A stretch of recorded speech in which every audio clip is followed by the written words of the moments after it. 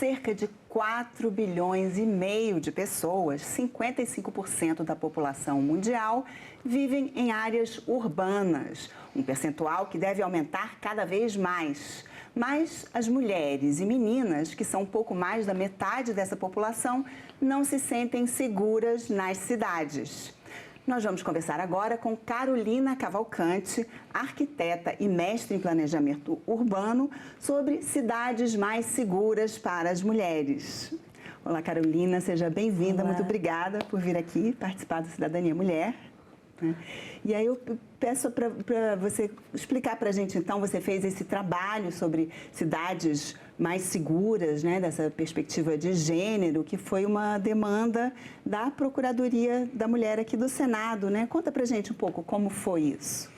Oi, obrigada pelo convite, pela oportunidade de estar falando sobre esse tema tão importante para meninas e mulheres do mundo inteiro.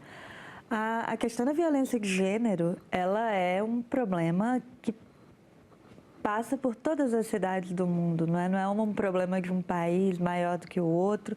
Todas as grandes cidades, todos os países, eles passam por esse problema de violência de gênero. E existem pesquisas que dizem que quase ou mais de 70% das mulheres já passaram por algum tipo de violência de gênero nos espaços públicos, seja um assédio, seja algum tipo de insulto e às vezes até violência física, como estupros ou agressões. Que é interessante que quando a gente fala em violência de gênero, muitas vezes vem à mente aquela ideia mais no espaço privado, né? Violência doméstica, mas, né, assim, é muito importante. Exatamente, mas no espaço público também não fica atrás. E é interessante ver que a maior parte dessa violência, ela acontece dentro do transporte público e dos sistemas de deslocamento. Tem as calçadas, mas também dentro do transporte público. E eu acho que o pedido da Procuradoria veio muito nesse sentido, de a gente conseguir criar alguns mecanismos que pudessem fazer as mulheres se sentirem mais seguras quando utilizarem o transporte público, nos abrigos de ônibus, nas paradas de ônibus e pontos de transporte. Então, nosso trabalho foi um pouco buscar soluções e possibilidades para trazer essa maior segurança para as mulheres no uso do transporte público, inclusive em momentos de maior suscetibilidade, né? Como à noite, em locais não muito movimentados. Então, buscar alguma forma de compatibilizar a sensação de segurança, porque isso é uma coisa bem importante, porque além dos números da violência em si, existe uma sensação de insegurança das mulheres e meninas que fazem com que elas acabem deixando de ocupar espaços e de circular pela cidade e, por essa razão, ter menos oportunidades de buscar questões econômicas, acesso a serviços públicos, acesso a comércio, emprego, e que vai trazendo um ciclo vicioso de exclusão para as mulheres, né? Por terem menos acesso, por terem mais risco e medo de sofrer violência, acabam não acessando esses espaços e comprometendo o direito dessas mulheres à cidade, ao deslocamento livre por todos os locais. Então, nosso desafio foi buscar formas de fazer com que tanto a mulher fique mais segura quanto ela se sinta mais segura, né?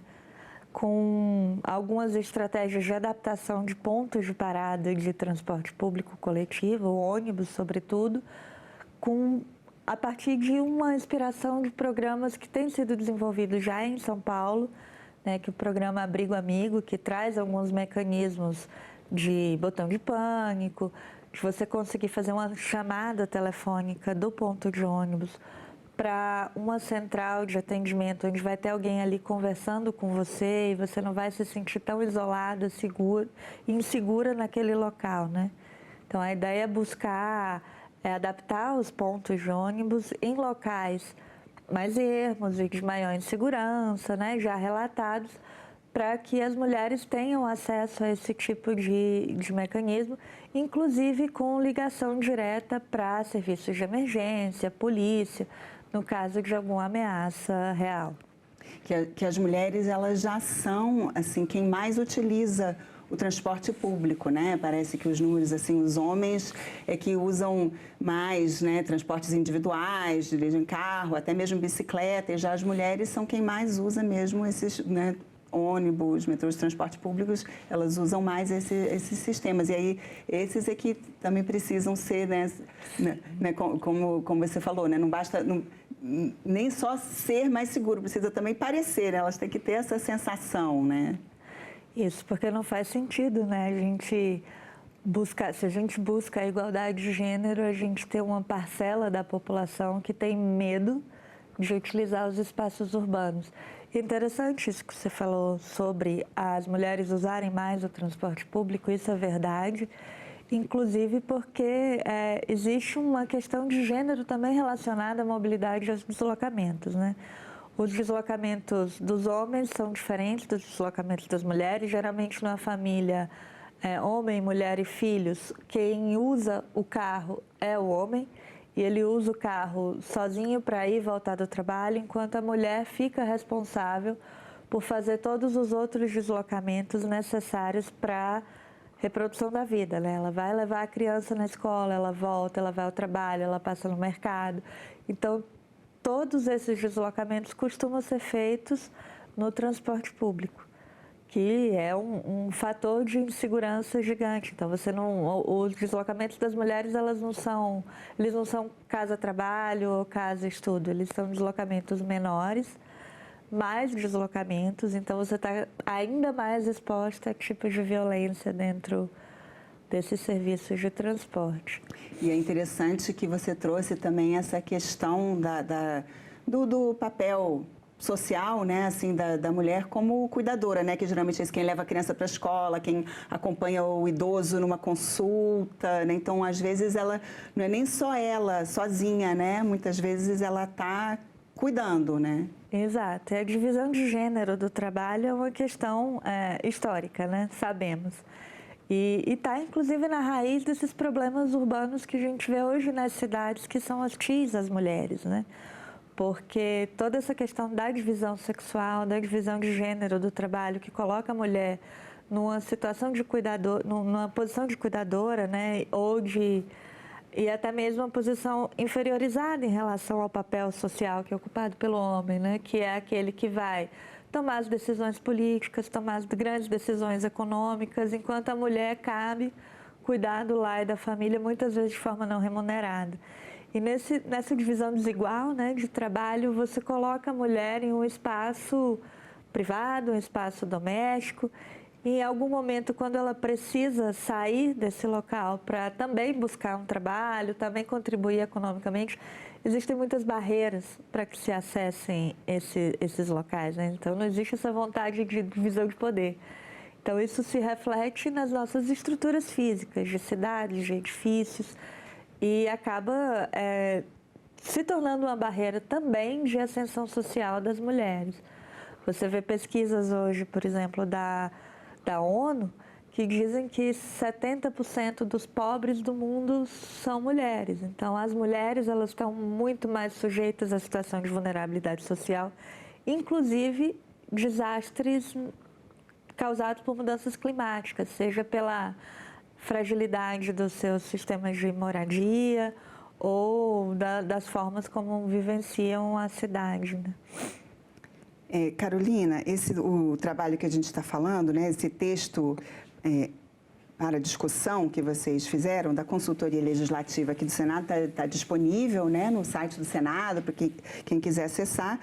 Urbanismo sensível ao gênero, como oferecer cidades seguras para as mulheres, né, que você inclusive fez junto com uma outra consultora também, né, Mila Landim do Maresc, que não pôde comparecer hoje, mas você está representando.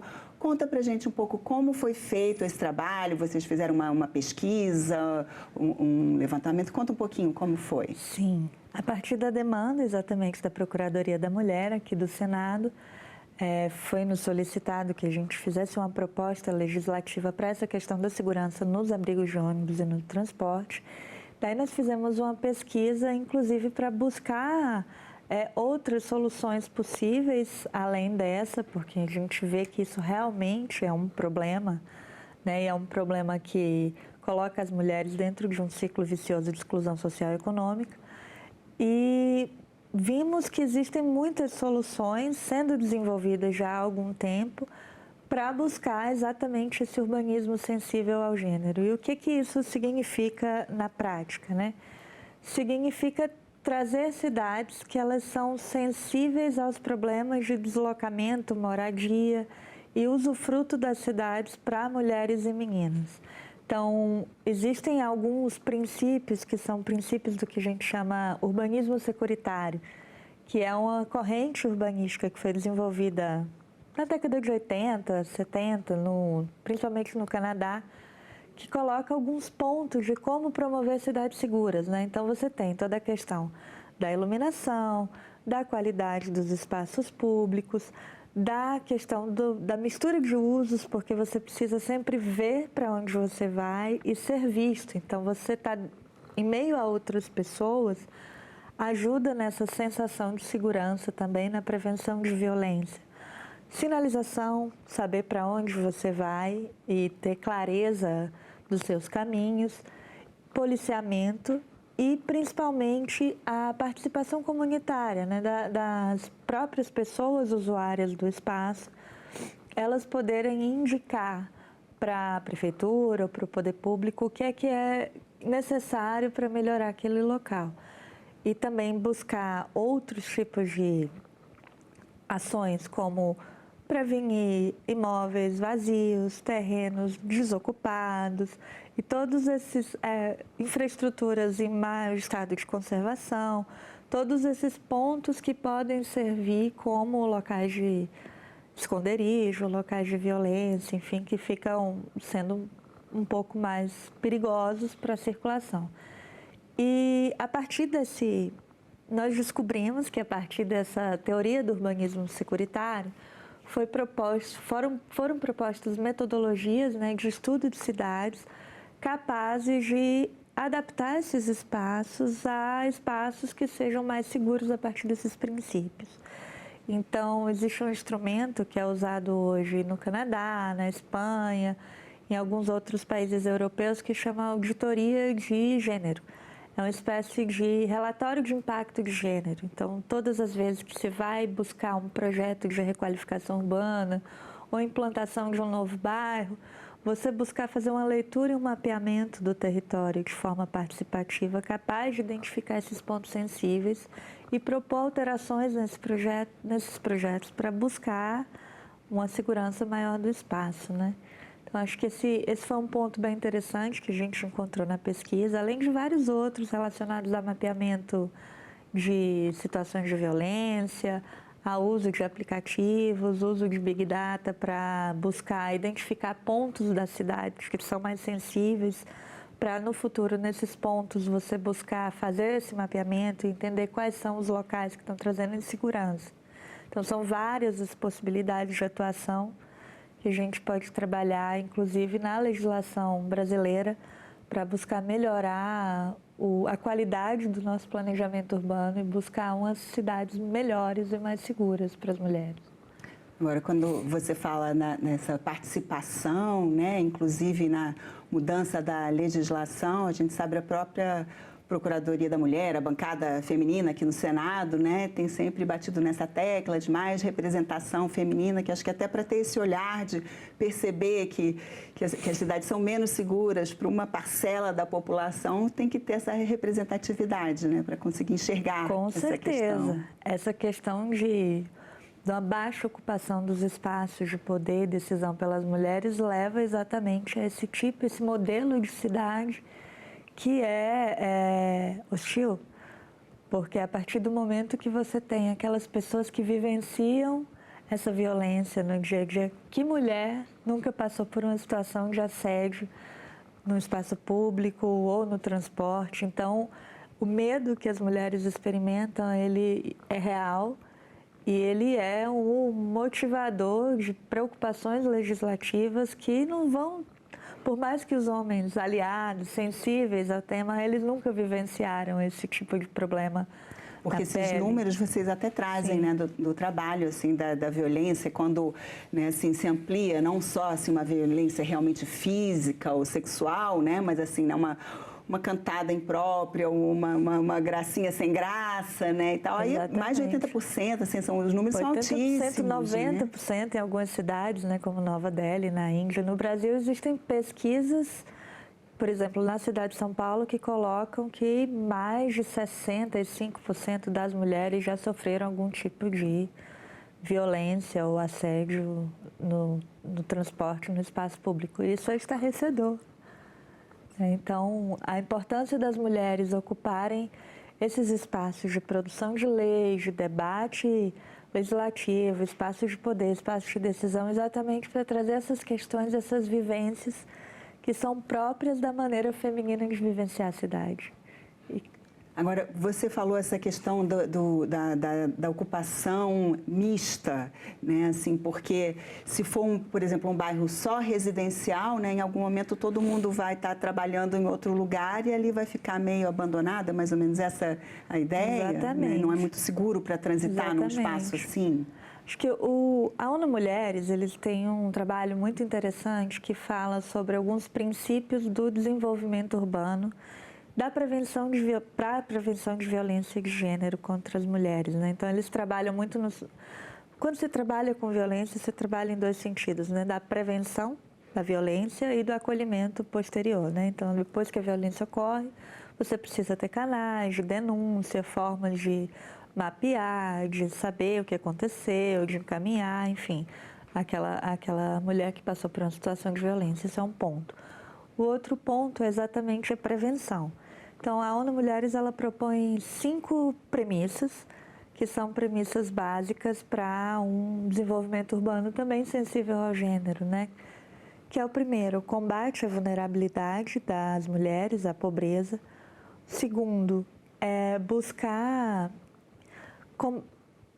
trazer mais resiliência urbana para as mulheres, para a situação de residência das mulheres, pois elas são as mais atingidas por desastre. E terceiro, você buscar trazer esse mix de uso exatamente para não buscar deixar áreas desertas. É a mesma questão relacionada a terreno baldio ou imóveis vagos. Então, você ter uma ocupação 24 horas do espaço é necessário exatamente para ver e ser visto, que é aquele princípio do urbanismo securitário, né?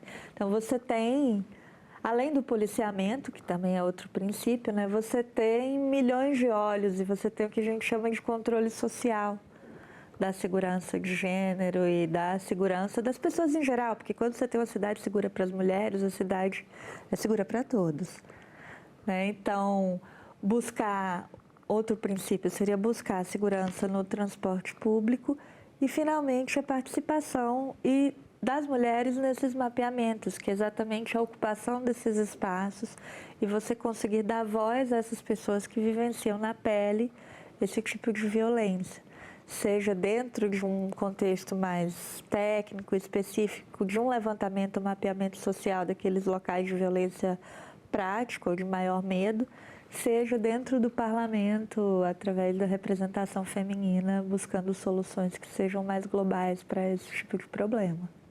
Agora, infelizmente, a gente percebe que essa sensação de insegurança, muitas vezes, né, assim, as pessoas tomam atitudes individuais, né? Assim, constroem muro, gradeiam as janelas, acabam se fechando e aí isso torna as ruas mais inseguras, né? Justamente, se não vê as ruas, ninguém vê as ruas, né? Quem está caminhando numa rua toda murada, né? Até essa tendência, às vezes, condomínios, né? Essa privatização dos espaços, né? As pessoas vão se fechando e os espaços públicos não são vistos, né? Assim, tem como reverter esse movimento? É o sonho de todo arquiteto urbanista, né? Porque é exatamente isso que acontece. Você cria desertos urbanos, você cria espaços cegos, né? Um condomínio com um muro de quilômetros e a pessoa andando sozinha, né? Que é muito mais perigoso, né? Assim como é muito mais perigoso, em vez de um comércio ao ar livre, você ter um shopping center, em vez de se usar o transporte público ou caminhar você usar o automóvel, porque veja, você sai do condomínio murado para ir para um prédio de escritório com estacionamento ou para o shopping dentro de um carro. Então você não passa pelo espaço, né? Não passa pela vivência do outro, não passa por esses olhos, pelo controle social dos olhos da sociedade te protegendo e te olhando, né? Com uma cidade muito mais fluida, muito mais dinâmica. E se divide, né? São duas sociedades separadas. Completamente. Né? Então, por isso que a violência ela está muito mais presente dentro das camadas de renda menor, que não tem acesso ao condomínio murado, que não tem acesso ao automóvel e que são as pessoas que precisam andar na rua. Então, existe um recorte de classe e existe um recorte também racial da violência, né? Então, são essas pessoas mais vulneráveis. E mudar isso é mudar o desenho das nossas cidades, buscando cada vez mais evitar esses espaços cegos, esses desertos, né? Buscar fachadas ativas, que é você ter um comércio no térreo com a residência em cima, que é o uso misto, e você ter esse movimento 24 horas, não criar bairros tão setorizados, né? Assim, que onde tenham só residências ou só prédio de escritório, você precisa ter os usos múltiplos para você conseguir a circulação de pessoas. E, ao mesmo tempo, esses muros também, né? Assim, eles, as pessoas não veem a rua, mas quem pular o muro e está lá dentro, ninguém também está vendo, né? Exatamente. É uma falsa sensação de segurança, na realidade. É uma ilusão de que você está seguro, encastelado dentro de um condomínio, mas, na verdade, não está, né? Isso é segurança para quem está do lado, insegurança para quem está do lado de fora, insegurança para quem está do lado de dentro. Também. Carolina, e com relação assim à formação dos arquitetos e urbanistas, assim, me parece que acaba que as pessoas saem, os arquitetos saem com uma visão muito mais para a arquitetura e pouco para esse urbanismo das cidades, né? Assim, isso acontece. É verdade, isso acontece. Boa parte das universidades hoje tem uma formação muito mais voltada para a questão das edificações do que para a construção da cidade, inclusive pelo urbanismo ser uma disciplina muito ampla em termos, né, de recorte. Assim, você precisa não só estudar o espaço ou o desenho do espaço, mas também estudar questões econômicas, questões sociais, questões políticas, porque a produção do espaço coletivo é um tema muito amplo, né, em termos de debates. O que é que produz um bom espaço? O que é que produz um espaço de qualidade ou um espaço que vai ser inseguro ou inóspito, assim, para as pessoas? Então, isso precisa ser bem estudado e construído a partir de aspectos que são históricos, aspectos culturais, aspectos formais, aspectos jurídicos, né? Do que é que você pode construir ou não pode construir, quais são os reflexos disso na vida das pessoas, porque quando se vai discutir legislação urbanística, você pensa, não, aqui eu vou poder construir 10 andares, nesse outro lugar vou conseguir construir 5, né? Pensando muito a partir de uma lógica econômica de aproveitamento dos espaços, né? O máximo possível construído, ou buscar construir um condomínio que tem uma saída boa em termos imobiliários. Agora, o que é que isso significa de fato para a vida das pessoas, né? Então, são muitas disciplinas, são muitos conhecimentos que se traz para discutir a cidade, inclusive conhecimentos que não são técnicos, que são conhecimentos de quem vivencia a cidade, consegue apontar os seus problemas, né, no dia a dia, assim, seja de infraestrutura, seja de acesso a serviços como saúde, educação, moradia, segurança pública, transporte. Então, são muitas dimensões que precisam ser estudadas e, sim, de fato, as faculdades de arquitetura e urbanismo, elas não conseguem abarcar todas essas dimensões. E quando a gente sai e se forma urbanista, como eu, a gente diz que a vida ensina, né? A prática do dia a dia que a gente consegue uma vivência maior do que é estudar, produzir, pensar a cidade para que as pessoas tenham uma vida melhor, mais confortável. E tem um direito, né? Principalmente direito a acessar tudo que a cidade pode oferecer para os seus moradores. Carolina, muito obrigada por trazer aqui essas reflexões. E eu agradeço também a você que nos assiste e recomendo, veja esse trabalho sobre cidade segura, está disponível no portal do Senado, né, senado.leg.br, e na consultoria legislativa, né? E esse programa está disponível no site da TV Senado e também no nosso canal no YouTube, né? Obrigada pela atenção e até o próximo Cidadania.